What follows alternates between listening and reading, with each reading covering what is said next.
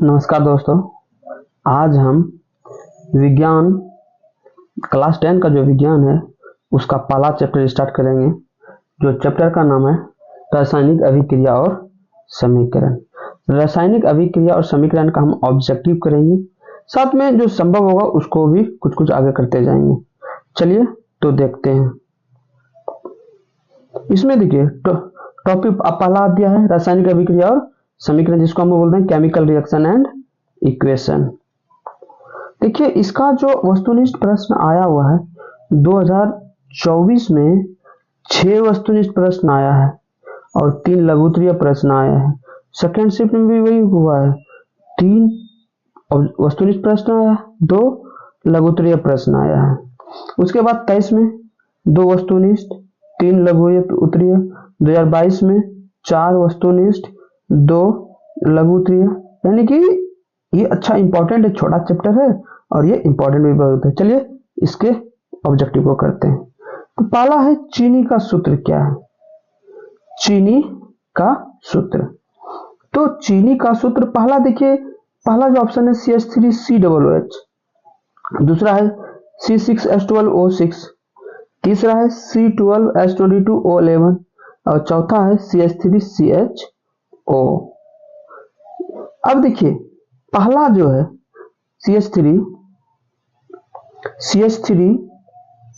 CH3COOH, इसको बोलते हैं इथेनोइक एसिड। क्या बोलते हैं इसको? Ethanoic acid. और ये जो दूसरा है इसको ग्लूकोज बोलते हैं। क्या बोलते हैं इसको? ग्लूकोज। ठीक, अब जो बचा चीनी का रासायनिक सूत्र क्या होता है? C12H22O11। ठीक, अब देखिए यहाँ पे सल्फ्यूरिक अम्ल का रासायनिक सूत्र क्या है। तो सल्फ्यूरिक अम्ल का जो रासायनिक सूत्र होता है H2SO4। क्या होता है? सल्फ्यूरिक अम्ल का जो सल्फ्यूरिक एसिड बोलिए, अम्ल बोलिए, उसका जो रासायनिक सूत्र होता है वो H2SO4 होता है। ठीक, नेक्स्ट क्वेश्चन है नाइट्रोजन डाइऑक्साइड के धुएं का रंग कैसा होता है। नाइट्रोजन डाइऑक्साइड के धुएं का जो रंग होता है वो क्या होता है? दिया हुआ भूरा, लाल, हरा, पीला। तो नाइट्रोजन डाइऑक्साइड के धुएं का जो रंग होता है वो भूरा होता है। कैसा होता है? भूरा होता है। निम्नलिखित में कौन समीकरण संतुलित नहीं है? निम्नलिखित में कौन समीकरण संतुलित नहीं है? देखिए पहला है 2H2O2। तो इसमें जो है 2H2O2 में आप देखिए यहां पर भी कितना है? 2H2, 4 hydrogen 2 oxygen O2। यहां पर भी 2H2, 4 हाइड्रोजन 2 ऑक्सीजन। ये ठीक है, पहला तो सही है, संतुलित है। तीसरा देखिए H2 plus Cl2, 2 hydrogen 2 chlorine, यहाँ 2HCl, 2 हाइड्रोजन 2 क्लोरीन, संतुलित है। अब देखिए डी नंबर, देखिए PbNO3 का होल 2, 3 दूना 6, 6 ऑक्सीजन, तो 2 दूना 4। तो यहाँ पर कितना? 4 5 ऑक्सीजन है। तो पहला यहाँ पे 6 ऑक्सीजन है डी में और ये 5 ऑक्सीजन है, तो पहला तो यही आंसर होगा। डी नंबर में देखिए 2KCl, यहाँ पे 2KCl है, 3 दूना 6 ऑक्सीजन, 3 दूना 6 ऑक्सीजन, यानी कि इसका जो आंसर है 4 का वो डी होगा। ठीक, अब देखिए 5 नंबर खड़िया चूना। खड़िया चूना का रासायनिक सूत्र क्या है? तो खड़िया चूना का जो रासायनिक सूत्र है, एक है मैग्नीशियम कार्बोनेट, MgCO3 होता है मैग्नीशियम कार्बोनेट, Na2CO3 होता है सोडियम कार्बोनेट, MgHCO3 का होल 2 होता है मैग्नीशियम बाइकार्बोनेट या मैग्नीशियम हाइड्रोजन कार्बोनेट। ठीक, अब तो इसमें जो खड़िया यानी कि चूना वो होता है CaCO3। ठीक, ग्लूकोज का रासायनिक सूत्र क्या होता है? ग्लूकोज का जो रासायनिक सूत्र होता है, देखिए एक है पहला C2H5OH। क्या है? C2H5OH, ये है इथेनॉल।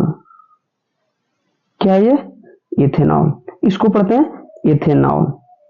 ठीक, अब इसमें ग्लूकोज है C6H12O6, यानी कि 6H12O6 जो होता है वो क्या होता है, ग्लूकोज होता है। अगला क्वेश्चन है कली चूना का रासायनिक सूत्र क्या है। कली चूना का जो रासायनिक सूत्र है, देखिए खड़िया हो गया कैल्शियम कार्बोनेट CaCO3, और कली चूना जो होता है वो कैल्शियम ऑक्साइड होता है। क्या होता है, कैल्शियम ऑक्साइड को क्या बोलते हैं, CO को क्या बोलते हैं, कली चूना बोलते हैं। अगला क्वेश्चन, निम्नलिखित में कौन समीकरण संतुलित है। पूछ रहा है इसमें से कौन समीकरण संतुलित है। देखो पहला ऑप्शन जो है Mg+O2 है और MgO है। देखिए तीर के इस साइड जो बायां साइड है उसमें 2 ऑक्सीजन है, लेकिन तीर के दायां साइड क्या है, 1 ऑक्सीजन है। तो अगर इसको संतुलित करें तो यहाँ पे क्या करना पड़ेगा, यहाँ पर 2 2 MgO, अब देखिए 2 ऑक्सीजन होगा, लेकिन जैसे 2 ऑक्सीजन हो गया मैग्नीशियम भी तो 2 हो गया, तो यही कारण है यहाँ पर 2 मैग्नीशियम देना पड़ेगा। चलिए ठीक है। अब देखिए 3 नंबर सी नंबर में क्या है Fe+Cl2 और क्या दिया है FeCl2, यही दिया है ना। तो एक चीज यहाँ पे 3 क्लोरीन है, यहाँ पर 2 क्लोरीन है। ऐसा क्या करें कि दोनों क्लोरीन समान हो जाए। तो 2 और 3 का एलसीएम कितना होता है 6। तो अगर यहाँ पे 3 क्लोरीन कर दें 6 हो गया, अगर यहाँ पे 2 कर दें, देखिए 3 दूना 6 क्लोरीन, 3 दूना 6 क्लोरीन, लेकिन अब आयरन लोहा कितना हो जाता है 2 हो जाता है। इधर भी कितना डालना पड़ेगा 2 डालना पड़ेगा। ठीक। अब डी नंबर देखिए हाइड्रोजन 2 है, क्लोरीन 2 है, लेकिन तीर के राइट साइड क्या है, दोनों सिंगल सिंगल है, तो इसको 2 बना देंगे। जैसे ये 2 बनाए क्या ये संतुलित हो गया। अब इन तीनों में देखिए A C D में हम संतुलित तो कर दिए, तो बच गया क्या ऑप्शन से बी नंबर। तो Zn+H2SO4 ZnSO4+H2, ठीक है ना। ये एकल विस्थापन है। अब कैसे, देखिए जिंक क्या है धातु है और H2SO4 से क्या कर रहा है विस्थापित कर रहा है, तो H2 क्या कर दिया, जिंक क्या करता है H2 को विस्थापित कर दिया, ये एकल विस्थापन है। ठीक, आगे बढ़ते हैं। अब देखिए अब जो है अब रासायनिक अभिक्रिया के प्रकार वाला वस्तुनिष्ठ प्रश्न को हम लोग देखेंगे। पहला है कि प्रकृति में ऑक्सीजन का संतुलन कैसे होता है। प्रकृति में ऑक्सीजन का संतुलन कैसे होता है। देखिए प्रकृति में ऑक्सीजन का संतुलन सूजन अभिक्रिया द्वारा अपघटन द्वारा इनमें से कोई नहीं, भैया ये सब नहीं होगा। प्रकृति का बात कर रहा है और प्रकृति में होता है किसके द्वारा, प्रकाश संश्लेषण के द्वारा। क्यों, आप जानते हैं कि पेड़ पौधा क्या करता है, भोजन बनाने का कार्य करता है, क्योंकि हम लोगों को अगर भोजन चाहिए तो पेड़ पौधों को भी चाहिए, उसको भी ग्रो करना होता है, उसको भी विकास करना होता है, रिप्रोडक्शन करना पड़ता है, प्रजनन करना पड़ता है, सब कुछ करना पड़ता है उसको भी। तो फल फ्रूट होता है, उसमें फल होता है, बडिंग होता है, तो उसको भी चाहिए। तो वो क्या करता है, सूर्य के प्रकाश की उपस्थिति में प्रकाश संश्लेषण होता है, तो बाह्य वातावरण से कार्बन डाइऑक्साइड को अवशोषित करता है और ऑक्सीजन को क्या करता है वो रिलीज करता है। देखिए एक होता है प्रकाश संश्लेषण, एक होता है श्वसन। तो श्वसन अलग है, प्रकाश संश्लेषण अलग है। हम प्रकाश संश्लेषण का सिर्फ बात कर रहे हैं। तो प्रकाश संश्लेषण में कार्बन डाइऑक्साइड वातावरण बाहर से लेता है और प्रकाश संश्लेषण क्रिया करता है और ऑक्सीजन को क्या करता है बाहर छोड़ देता है। यानी कि प्रकृति में ऑक्सीजन का संतुलन प्रकाश संश्लेषण क्रिया द्वारा बना हुआ रहता है। अब देखिए यह है समीकरण है कैल्शियम कार्बोनेट, कैल्शियम जिसको खड़िया बोलते हैं, कैल्शियम कार्बोनेट और CO क्या बोलते हैं, कली चूना बोलते हैं। जब कैल्शियम कार्बोनेट, कली चूना और कार्बन डाइऑक्साइड क्या बोलते हैं, ठोस गैस बोलते हैं। तो देखिए कैल्शियम कार्बोनेट और CO2 के रूप में अगर टूट जाता है, अब टूटना मतलब क्या होता है भैया, टूटना मतलब होता है वियोजन करना। क्या होता है वियोजन, मतलब क्या, डिकम्पोजिशन,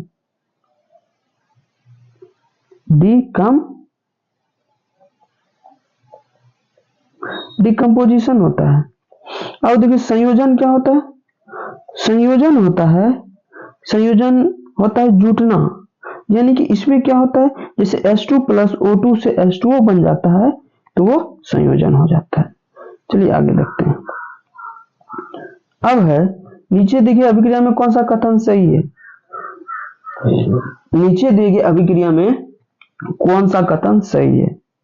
देखिए Cu प्लस O2 क्या बन रहा है, CuO।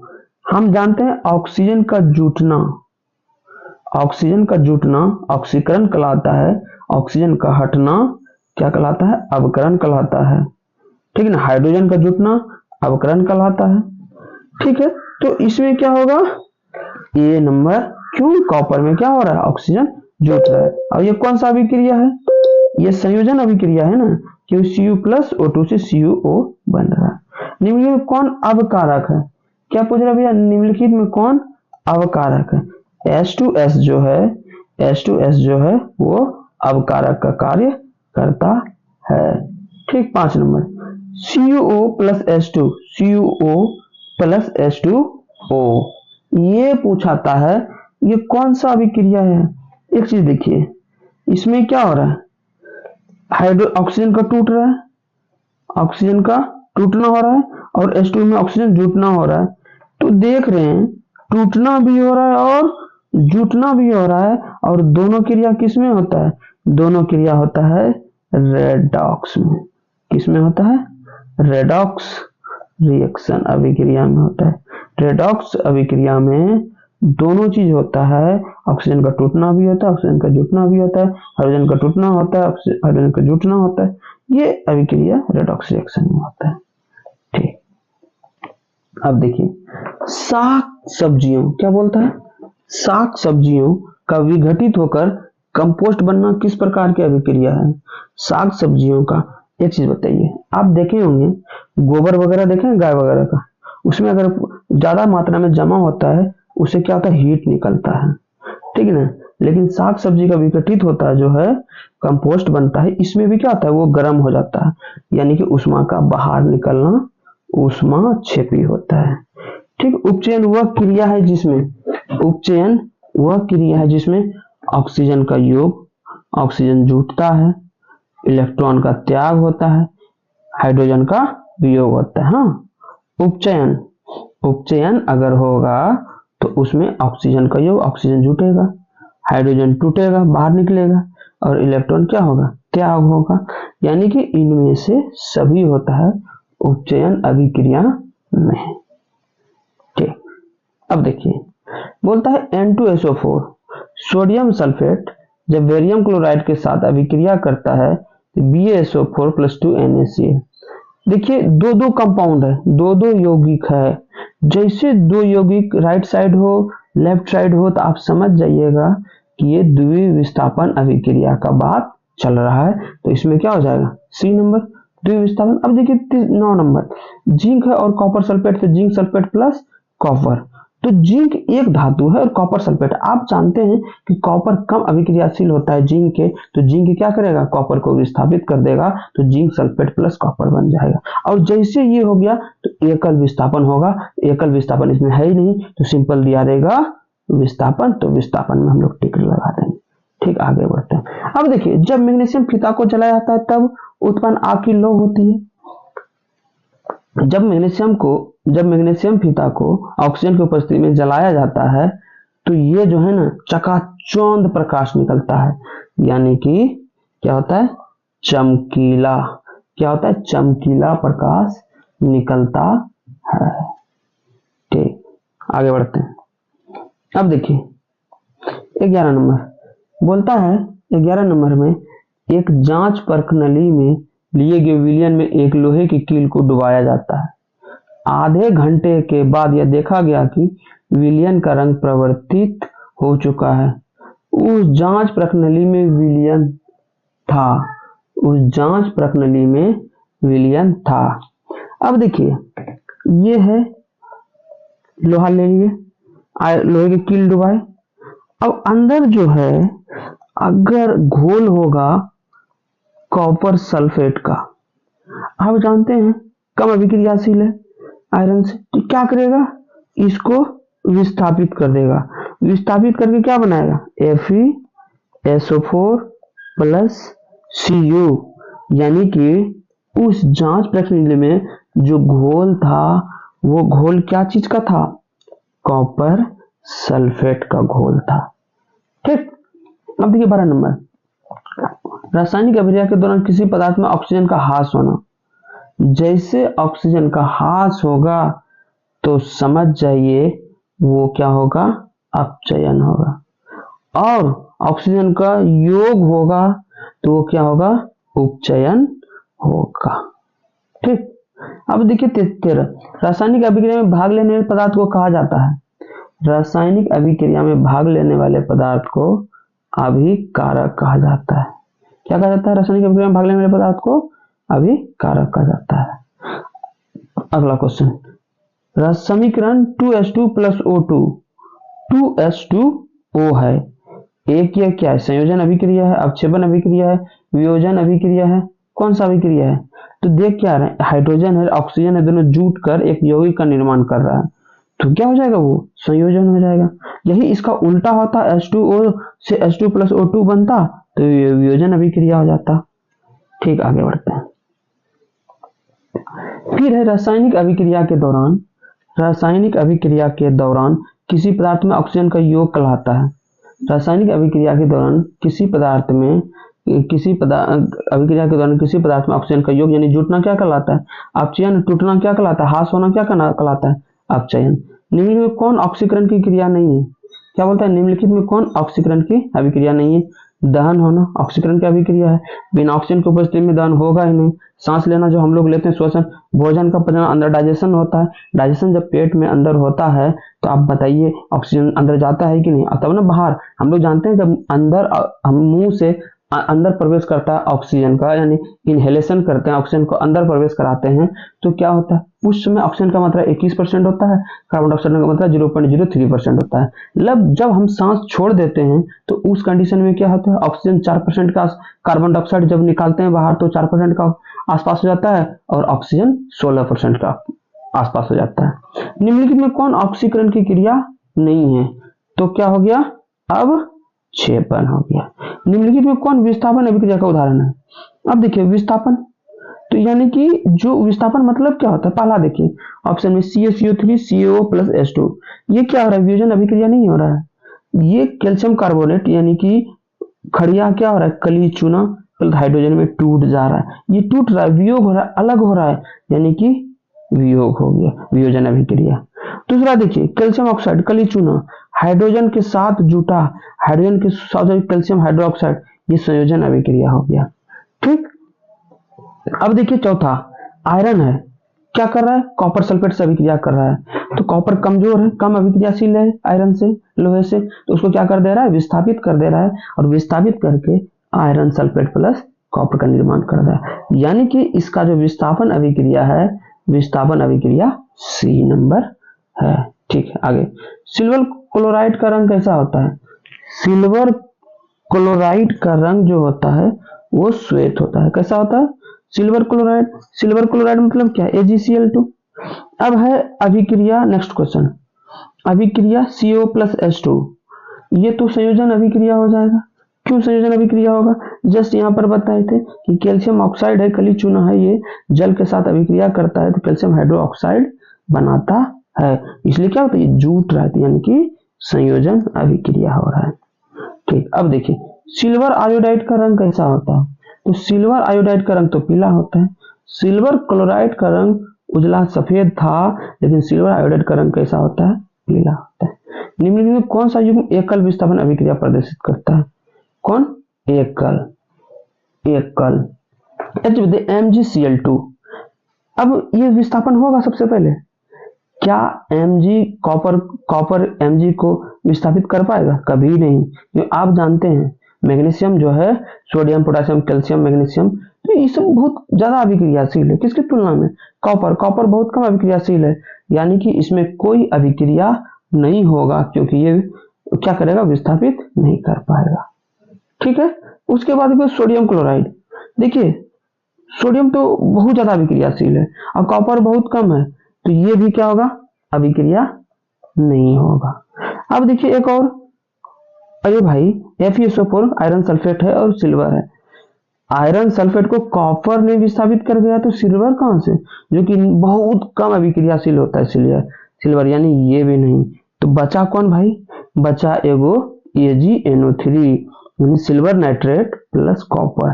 कॉपर क्या है, सिल्वर से ज्यादा अभिक्रियाशील है, जिसके कारण क्या कर देगा, सिल्वर को विस्थापित कर देगा कॉपर। ठीक, अब जल के एक अणु में हाइड्रोजन और ऑक्सीजन के परमाणुओं की संख्या का अनुपात कितना होता है? परमाणुओं की संख्या कितना होता है, देखिए H2O, देखिए कितना परमाणु है हाइड्रोजन का, 2, ऑक्सीजन का कितना परमाणु है, 1, यानी कि 2:1, कुछ नहीं तो क्या है 1, तो 2:1 है, यानी कि बी नंबर। 23, श्वसन किस प्रकार की रासायनिक अभिक्रिया है? श्वसन जो है किस प्रकार की रासायनिक अभिक्रिया है? आप अपने नाक के पास हाथ रखिए, देखिएगा आपको हल्का हल्का गर्मी का महसूस होगा, गर्मी का महसूस होगा। इसका मतलब क्या है, शरीर से उष्मा बाहर निकलता है, यानी क्या है वो उष्मा क्षेपी। क्या वो उष्मा क्षेपी। अभिक्रिया जिसमें आयनों का आदान प्रदान होता है क्या कहलाता है? अभिक्रिया जिसमें उष्मा का आयनों का आदान प्रदान होता है क्या कहलाता है? वो जो है द्विविस्थापन कहलाता है। क्या कहलाता है? द्विविस्थापन कहलाता है। ठीक है, इथाइल एथिल अल्कोहल का व्यापारिक उत्पादन किस रासायनिक अभिक्रिया द्वारा किया जाता है? एथिल अल्कोहल का व्यापारिक रासायनिक अभिक्रिया उत्पादन किस रासायनिक अभिक्रिया द्वारा किया जाता है? किण्वन। किण्वन नहीं जानते हैं? फर्मेंटेशन। इथाइल अल्कोहल शराब जो बनाया जाता है, शराब क्या करते हैं, पहले हमारे बिहार में पहले होता था, अभी भी होता है पता नहीं, लेकिन क्या होता था, महुआ वगैरह 5-10 दिन क्या जाता, सड़ाने के लिए दे देता था, फिर उसको हीट दिया जाता था, ठीक ना, सड़ता था वो, हीट दिया जाता, उसमें आग में डाल के हीट दिया जाता, फिर उससे वेपर बनता था, वो वाटर ड्रॉप जो होता था, वो जल जो बूंद बूंद आता था, वही क्या बन जाता था, शराब बन जाता था, महुआ दारू जिसको बोलते हैं। तो ये किण्वन विधि द्वारा बनता है। एथिल अल्कोहल का व्यापारिक उत्पादन किस रासायनिक अभिक्रिया द्वारा होता है? किण्वन विधि द्वारा। दोस्तों आज यहीं तक, धन्यवाद। ये पहला चैप्टर जो ये समाप्त हुआ ऑब्जेक्टिव का। फिर अगर अच्छा लगे तो सब्सक्राइब कीजिएगा और फिर दोबारा नेक्स्ट चैप्टर लेके आएंगे। जय हिंद, जय भारत।